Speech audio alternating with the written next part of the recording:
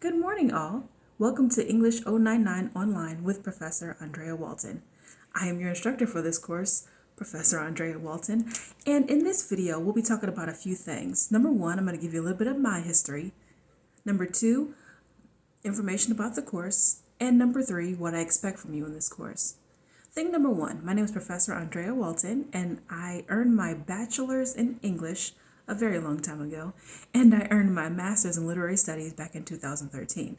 I've been teaching at Illinois Central College for the last 10 years, and I've been teaching online and certified to teach online for the last 5 years. So we're going to do all this together, okay? Next, this course. Now you guys are enrolled in 2 courses with me. You have an English 099 and you have an English 110. Both of those classes should be with me.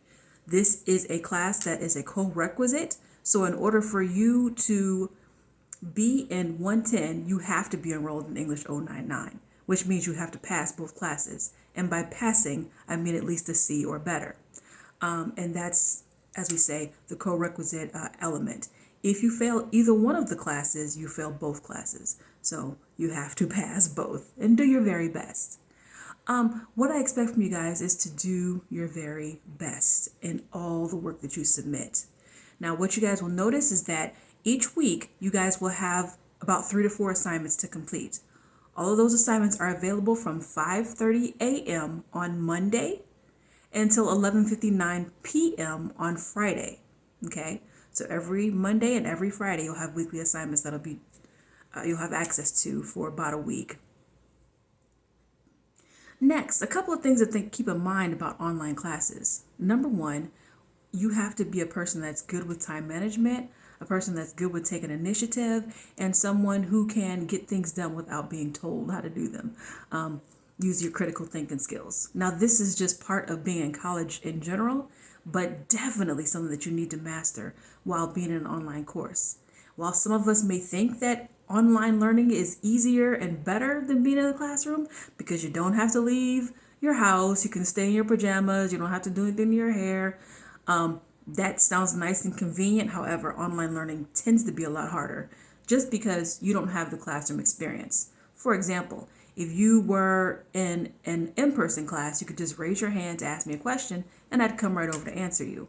However, in an online course, if you ask me a question via email, which you can find my email in the syllabus, if you ask me a question via email, you have to wait at least 24 hours before I get back to you. Now, I will respond to any email within 24 hours, but I cannot guarantee it's going to be an answer that I get back to you in less than 12 hours. So just keep that in mind, okay? Another thing to keep in mind that I kind of tell students, don't wait till the last minute to do your work. Do not wait till the last minute to do your weekly work because typically you won't be able to finish a weekly assignment in 2 days unless you start very, very, very early. And by very early, I mean Monday. Okay. I've had students in the past reach out to me about a weekly assignment a day before it's due. I highly suggest you guys avoid doing that because if you reach out to me about a weekly assignment that's due the next day, I can guarantee you that whatever advice I give you on how to complete it, you won't have enough time to complete it. And unfortunately, that will be your bad. Okay? So just keep those things in mind. Now, I know that's a lot, and I know I kind of just overloaded you guys with information, but these are things that you can definitely keep in mind. Also, this video will be available to you guys all semester. So if you want to look back through it and watch back through it, you are more than welcome to. Okay? One last thing I wanted to say. I just thought about it. One last thing I wanted to say. I do not accept late weekly work, nor do I accept late Padlet prompts, which is part of your weekly work. And this is because the class just moves too fast for that. However, even though I don't accept late weekly work, it is still a good idea to finish your weekly work even if you can't submit it. Okay? And that's because every single week is kind of the foundation for the next week. So if I assign a work like finding a source the first week, the next week you're going to use the sources you found in the first week. That's a lot of explanation and information that does not make any sense until you have to practice it.